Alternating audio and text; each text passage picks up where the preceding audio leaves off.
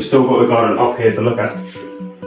Right, there's Ellie, our head gardener, is just down there.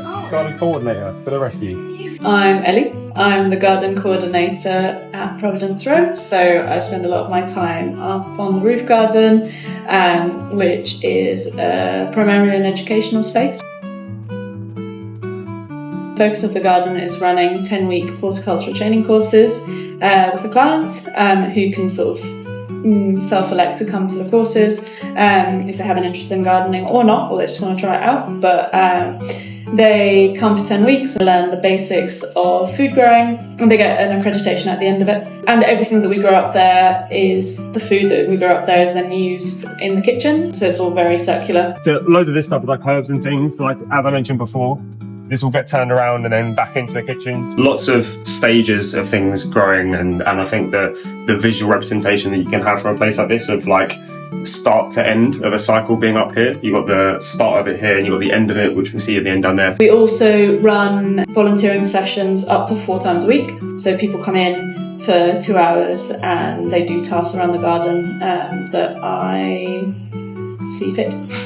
So all these gardens and these pots here, as you see, there's like sponsors on them. So we have like corporate partners that will come up, send their staff to like volunteer with us in these things. That funds not only the charity in terms of financial sense, but also gives us people in multiple times a week that can do things like creating this stuff here. It's not a massive space. We're on the roof of a building in central London. Space is a very hard thing to come by. So using the most of it in the most effective way you can do is really important.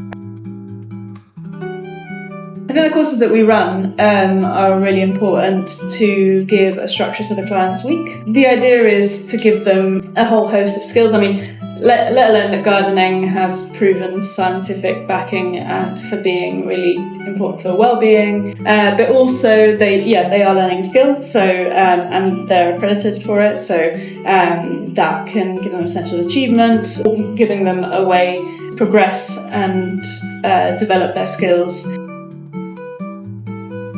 So it's kind of like that collision of those two worlds where there's a lot of wealth and not a lot of wealth. And I think, kind of what I'm doing sees both of those worlds. So, having the corporate volunteers come in gives them, both through the gardening scheme but also through the catering scheme, and gives them, I guess, an insight into a world that they maybe don't interact with. We're part of sort of a partnership group in Tower Hamlets of lots of sort of community growing spaces, and that can allow for sort of interconnection between different projects and sort of pooling and sharing of resources. Generally, a lot of our clients tend to be based in Tower Hamlets, so they can come in and use the service and hopefully get a lot out of it.